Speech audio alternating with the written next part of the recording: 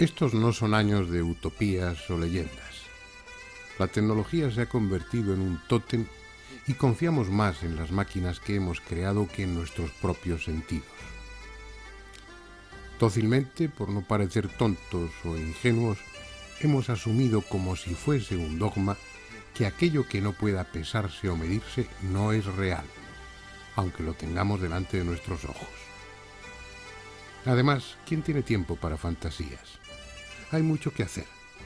Y en los ratos de ocio está el cine o la televisión, que satisfacen con creces cualquier necesidad de fabular.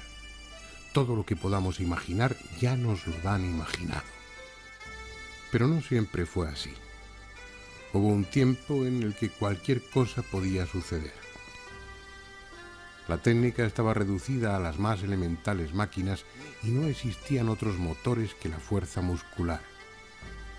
Todo lo que hoy nos es familiar no podía haber sido imaginado en aquella época ni por el más fantasioso de los adivinos.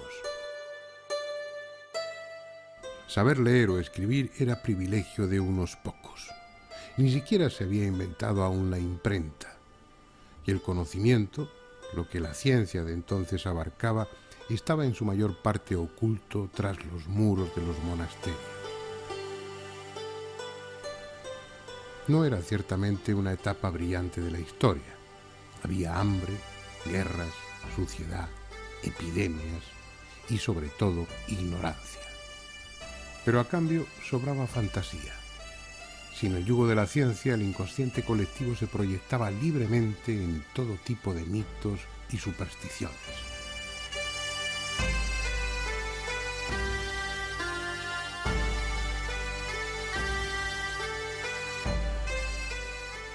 Era el tiempo en que los caballeros dejaban atrás sus tierras solariegas y castillos para ir en busca del Santo Grial o incorporarse a las cruzadas y conquistar Jerusalén.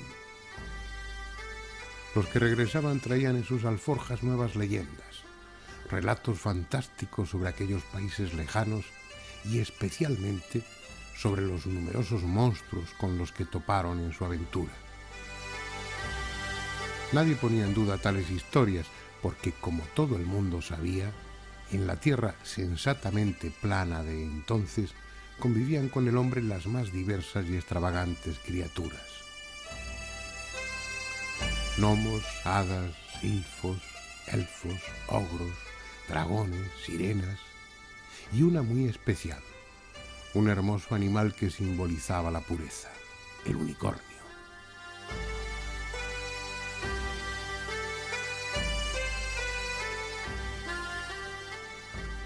La tradición lo describe como un caballo blanco de cuya frente brotaba un solitario y recto cuerno. Si hay que hacer caso a la ciencia de entonces, no solo era visto con frecuencia, sino que incluso de vez en cuando algún ejemplar era capturado, porque en la farmacopea medieval el cuerno de unicornio pulverizado era un ingrediente tan caro como apreciado. Entre otras salutíferas cualidades, se le atribuía la de ser un potente afrodisíaco y un eficaz antídoto contra cualquier veneno. Lo cierto es que, pese a los muchos testimonios que refrendaban su existencia, no hubo acuerdo entre los artistas en el momento de representarlo. Así, en la variada iconografía que hay sobre el unicornio, el curioso encontrará ejemplares de todo tipo en los que el único denominador común es el señero cuerno, porque el resto a veces se asemeja a un caballo, no pocas a un ciervo, otras a un asno y algunas a una cabra. Como expresión de la pureza rehuía la compañía de los hombres, pero se acercaba mansamente a las doncellas, lo que a veces era su perdición, porque el olor a leche virginal que desprendían los castos pechos de la muchacha le adormecía, y en esas circunstancias era presa fácil para el cazador. Lo lógico es pensar que el unicornio sea tan irreal como los poderes que se le atribuyeron y las leyendas cargadas de simbolismo que se tejieron en torno a él. Sin embargo, no es un invento medieval. Tiene un origen mucho más antiguo. Ya figuraba en un tratado del siglo V a.C., escrito por el historiador y médico griego Ctesias, que durante 17 años estuvo consultando los archivos persas de Susa. En uno de sus libros, el Índica se refiere a una especie de asno salvaje propio de la India, tan grande o más que el caballo y dotado de un solo cuerno en la frente. Los que encuentran fácil explicación para todo han supuesto que en ese pasaje de su libro, Ctesias está aludiendo simplemente al rinoceronte indio de un solo cuerno.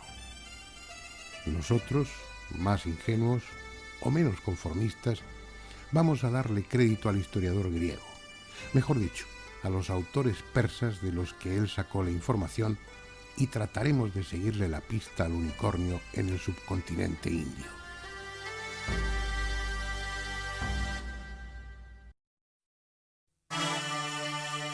Vivir en la época actual tiene sus ventajas, y en unas cuantas horas un avión de la Pakistan International Airlines nos llevará desde Londres hasta Karachi. Hemos elegido ese destino porque nuestra búsqueda no es la de un animal vivo, sino la de una especie que, de haber existido, se extinguió hace mucho tiempo. Y en Pakistán se encuentran los restos de las más viejas culturas del subcontinente, que tal vez, solo tal vez, tuvieron contacto con el unicornio.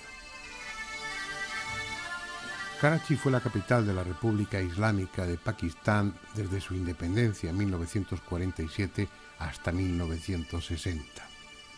Hace siglo y medio era una aldea de pescadores, pero durante la dominación inglesa se construyó un puerto, el único importante del país, y un ferrocarril para comunicarlo con los puntos lejanos del Punjab.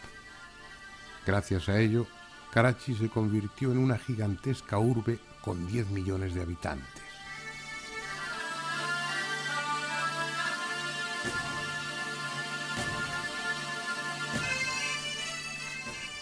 Al norte del casco antiguo se levanta un enorme mausoleo en homenaje a Muhammad Ali Jinnah, el Quaid-e-Azam, el padre de la patria, un hindú con formación inglesa y de religión musulmana que tras 20 años de tenaz gestión política consiguió en 1947 la independencia de Pakistán. Una independencia de la que él mismo apenas llegó a disfrutar, porque unos meses después, en 1948, murió de tuberculosis aquí, en Karachi. Su triunfo fue el triunfo del islamismo. Millones de musulmanes abandonaron el resto del subcontinente para venirse a la recién fundada República Islámica de Pakistán, como si de una tierra de promisión se tratara. Y millones de hindúes se marcharon a la Unión India para vivir más acordes con sus viejas tradiciones y sus legendarios dioses.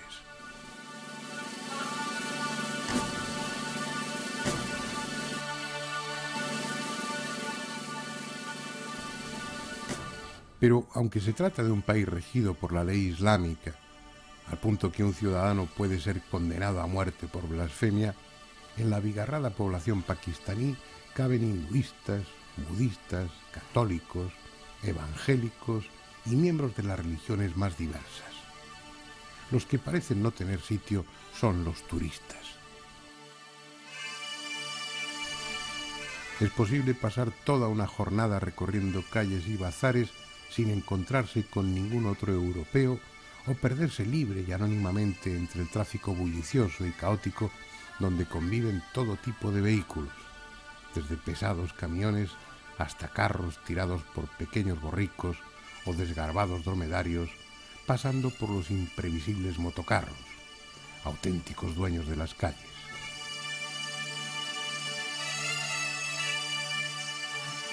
Pero en esa Babel de bocinas sobre ruedas y accidentes constantemente evitados por un par de milímetros, lo que sin duda fascinará al viajero son las carrocerías cubiertas de espejos, pinturas, metales bruñidos, banderines y cualquier tipo de adorno que convierten a autobuses y camiones en auténticos museos rodantes. Como si les horrorizara el espacio vacío, los conductores pakistaníes llenan cajas y cabinas con cenefas, guirnaldas, escenas religiosas, rostros de artistas, paisajes urbanos o bucólicos, frases del Corán y todo aquello que dé brillo y colorido a sus vehículos. Es, en definitiva, una explosión de vida, la misma que anima las viejas calles de cualquier ciudad, auténticos bazares en los que encontrar de todo y a todos, gentes del Sind, de Beluchistán, del Punjab, de los lejanos valles del norte, y afganos, iraníes, hindúes, una población heterogénea y en constante crecimiento, a pesar de las campañas gubernamentales para que el índice de natalidad descienda. Aquí se vive la calle, se está en ella, se compra en ella, se come en ella. Es como un inmenso supermercado en el que puede adquirirse cualquier cosa, desde una cacerola hasta una sortija de oro, desde repuestos de automóvil a las más finas telas, susis tejidos a mano, agarraques de diseños geométricos, bandinis, del terciopelo a la seda, del algodón al brocado, todas las texturas y todas las gamas imaginables de color. Y por supuesto, alfombras de una infinita variedad, las propias que ya constituyen una potente industria pakistaní, pero también las de Afganistán, las de Irán o las traídas de China.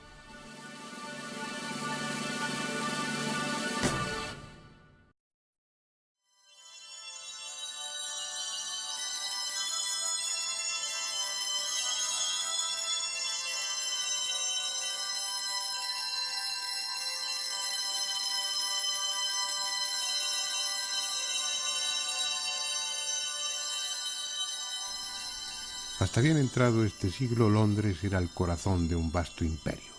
Con planteamientos mucho más pragmáticos que éticos, Inglaterra organizó, controló y supo explotar en su propio beneficio la riqueza mineral y agrícola de los lejanos países que estaban bajo su influencia.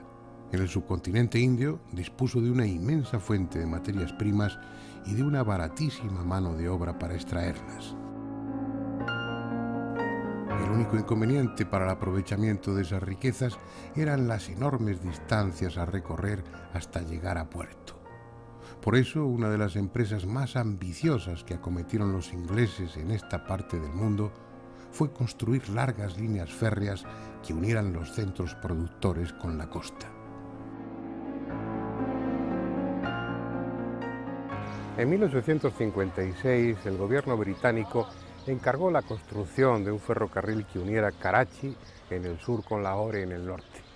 El encargo se lo hizo a unos ingenieros que eran hermanos, John y William Branton. John se encargó de la parte sur, inició los trabajos en Karachi, y William de la parte norte, los inició en Lahore. El material escaseaba, faltaban las piedras, y John tuvo la feliz ocurrencia de desmantelar las ruinas de una ciudad medieval, Raminabad, para con sus piedras construir el firme de la vía de ferrocarril. Escribió a su hermano contándole la feliz idea y este se puso a buscar también las ruinas de alguna ciudad antigua con la que poder construir el firme del ferrocarril. Así pues, esta vía, en el tramo de ferrocarril que une Karachi con Lahore, tiene el dudoso privilegio de a lo largo de 200 kilómetros estar construida sobre los restos de una ciudad de 5.500 años de antigüedad, Harappa. Sin embargo, aquel disparate cometido por los ingenieros ingleses sirvió para descubrir al mundo la existencia de una extraordinaria cultura desaparecida de la que hasta entonces no se tenía noticia alguna. Una cultura que se estableció 50 siglos atrás en ambas márgenes del río Indo y de la que afortunadamente Harappa no era la única muestra. En la provincia de Sind, a unos centenares de kilómetros al norte de Karachi, se hallaron los restos de otra ciudad tan antigua como desconcertante, Mohenjo-Daro. Probablemente la capital de un imperio surgido a las orillas del Indo, la arteria vital de esta parte del mundo. Una ciudad que alcanzó su mayor esplendor hace casi 5.000 años, en la misma época en que aparecieron las primeras dinastías del Antiguo Egipto.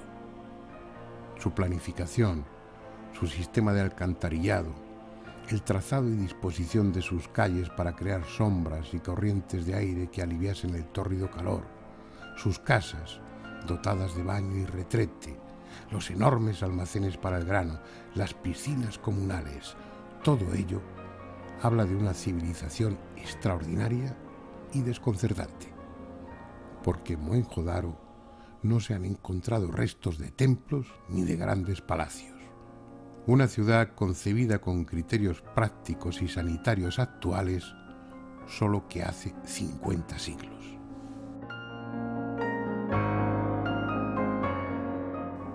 Los arqueólogos estiman que el imperio del Valle del Indo debió contar con unas 400 ciudades, todas ellas nacidas de la abundancia que proporcionaba este río. Lo mismo que el Nilo en Egipto o el Tigris y el Éufrates en Mesopotamia, el Indo permitió al hombre de esta parte del Asia meridional establecerse, sembrar sus campos, desarrollar una próspera ganadería y trasladar los productos de su industria. Nacido allá arriba, en los montes de Kailas, cruza mansamente las llanuras del Tíbet para hacerse tumultuoso en las profundas gargantas del Karakorum en su paso hacia Cachemira y desparramarse luego en sinuosos meandros aquí, en las llanuras del Punjab. Sus aguas, alimentadas por los glaciares del Karakorum y las nieves del Hindu Kush, se desbordaban con el monzón, fertilizando las tierras. Desde elefantes y rinocerontes hasta búfalos y antílopes, la más variada fauna pobló las riberas del Indo.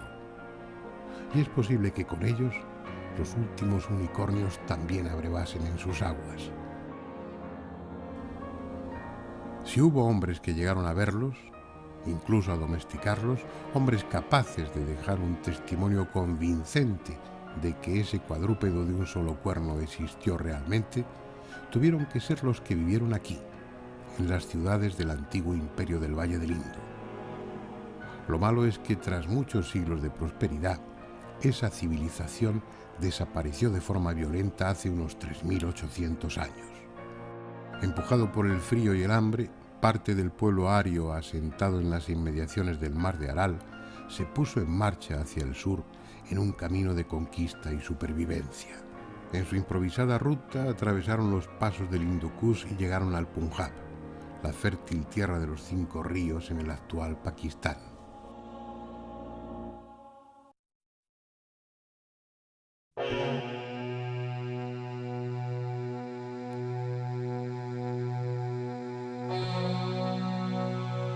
Esos arios, de los que procede el actual pueblo hindú, fueron quienes acabaron 1800 años antes de Cristo con la extraordinaria civilización del Valle del Indo.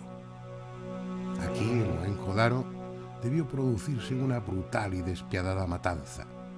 En las casas del barrio artesano, los arqueólogos encontraron mezclados en revuelta confusión los esqueletos de hombres, mujeres y niños muertos a sablazos. Ya no pueden contarlo, pero tal vez entre los objetos que dejaron encontremos lo que andamos buscando. Aunque de pequeño tamaño, han sido muchas las piezas halladas entre los restos de Mohenjo-Daro y Harappa que ilustran sobre el modo de vida y las aficiones de sus antiguos habitantes. No es difícil localizarlas. Están en el propio museo que hay junto a las ruinas, en el Museo Nacional de Karachi, donde se conservan magníficas colecciones de diferentes épocas del pasado pakistaní, y en el Museo de Lahore, sin duda el más bello del país, instalado en un edificio de estilo gótico mogol y que tuvo como primer conservador al padre de Rudyard Kipling, el célebre escritor, autor de novelas como Capitanes Intrépidos o King de la India.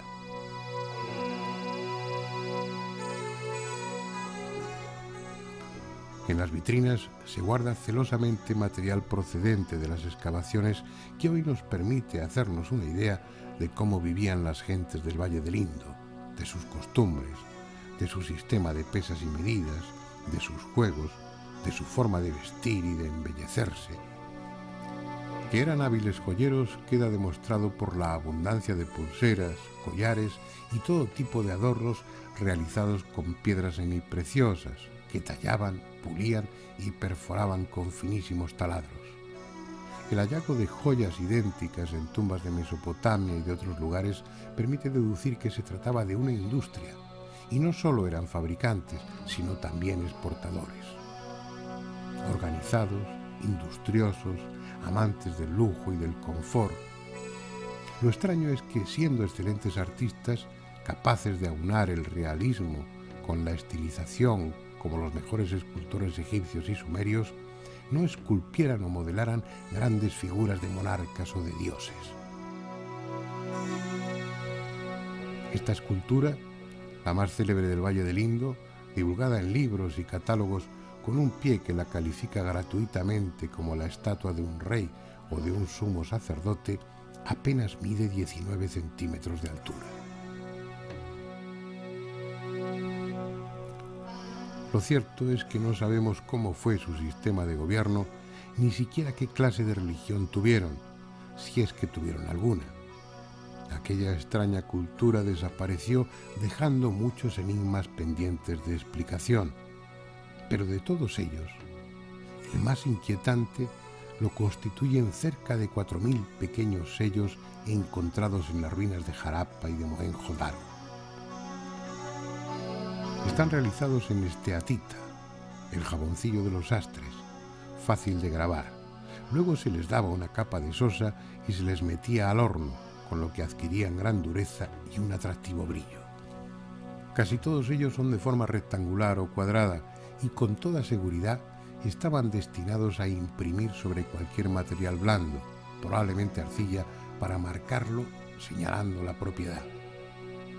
Dada la enorme variedad, hasta 2.200 diseños diferentes, es lógico pensar que no se trata de sellos estatales o gremiales, sino pertenecientes a pequeños grupos, tal vez a clanes familiares.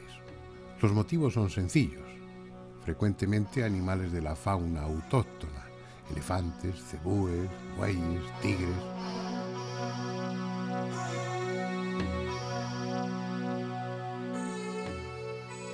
Pero además de representaciones de animales, en los sellos también hay escritura.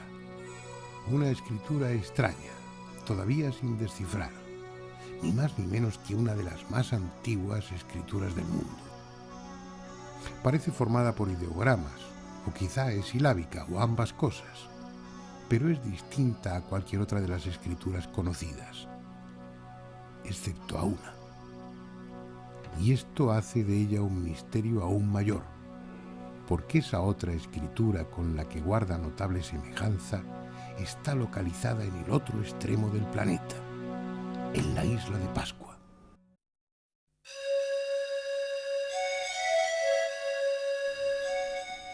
Un triángulo de tierra de unos 160 kilómetros cuadrados lejos de cualquier parte, a 2.000 kilómetros de Pitcairn, la isla más cercana, y a 3.500 de la costa americana.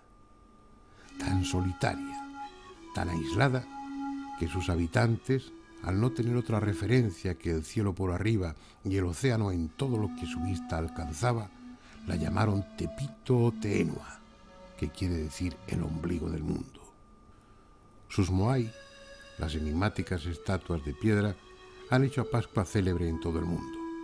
Hay más de 1.000 repartidas por la isla y sigue sin saberse para qué las tallaron en tan enorme número ni a quiénes representan. Pero hoy al menos no son la razón de nuestra visita.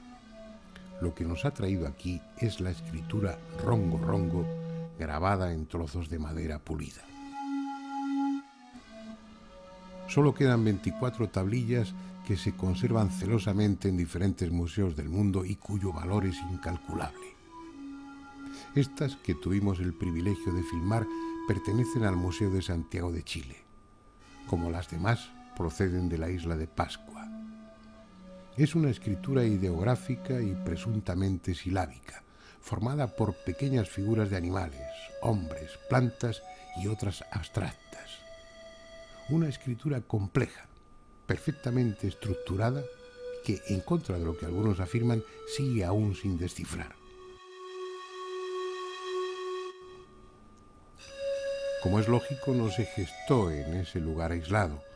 Sus habitantes no tuvieron tiempo ni cultura para desarrollar algo tan elaborado como es una escritura. Llegó hasta la isla desde algún sitio. Lo extraordinario es que ni en América ni en la Polinesia existe una escritura parecida. Según la tradición de los antiguos pascuenses, fue llevada a la isla por un legendario rey, Otumatua.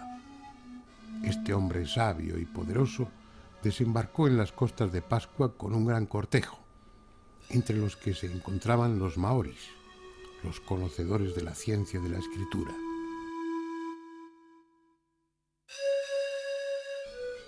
Procedían de una gran isla llamada Iva, situada hacia el poniente, que se había hundido como consecuencia de un gran cataclismo. Otumatua y su séquito, advertidos a tiempo, eran los únicos supervivientes. Fuese así o de otra manera, lo indiscutible es que la escritura rongo-rongo es única en su tiempo y en su ámbito geográfico. De la misma manera que la escritura del Valle del Indo es única en su tiempo y en su entorno. Ambas están separadas por miles de kilómetros y miles de años. Sin embargo, tal como se demostró por vez primera en 1932, gracias a un trabajo presentado por Hevesy en la Academia de Inscripciones y Bellas Letras de París, tienen un indudable e inexplicable parecido.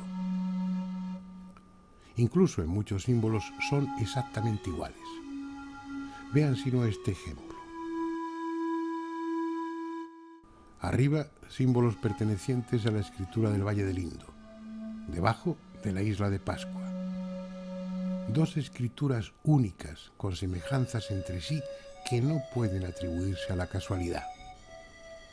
Sin eufemismos, se puede afirmar rotundamente que esas coincidencias entre ambas escrituras son imposibles.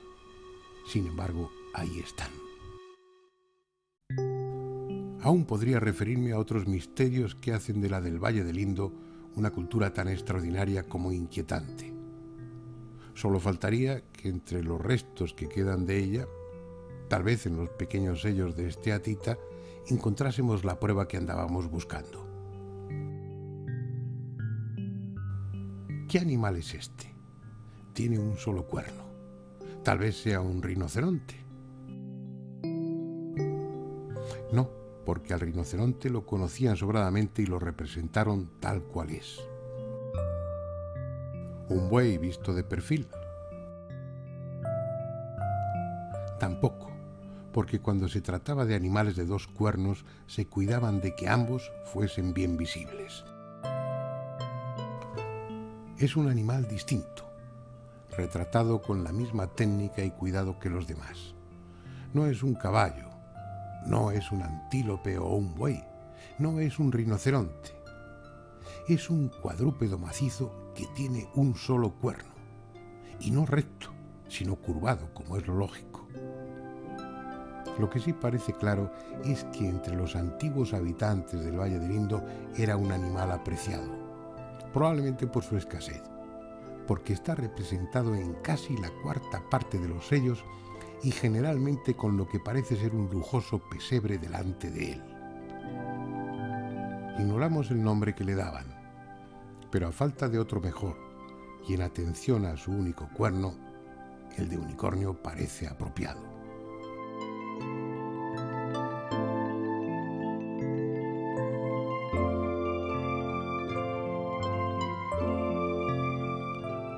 Cuando se da con el origen de una leyenda y solo queda la realidad desnuda, uno siente cierta decepción. En el fondo, la historia auténtica del unicornio nada tiene de extraordinaria. Continuamente desaparecen especies o se encuentran miembros de otras que se creían extinguidas. Por citar solo un caso, el último ejemplar de leopardo autóctono de este subcontinente indio fue visto en 1948. Desde entonces no se ha vuelto a saber de ese animal. La conclusión de nuestra búsqueda es que sí hubo unicornios, aunque no eran hermosos ni arrogantes. Sus últimos ejemplares pastaron a las orillas de este río hace 4 o 5 mil años. Fue su desaparición y la fantasía de un pueblo hambriento de ideales las que lo convirtieron en un mito.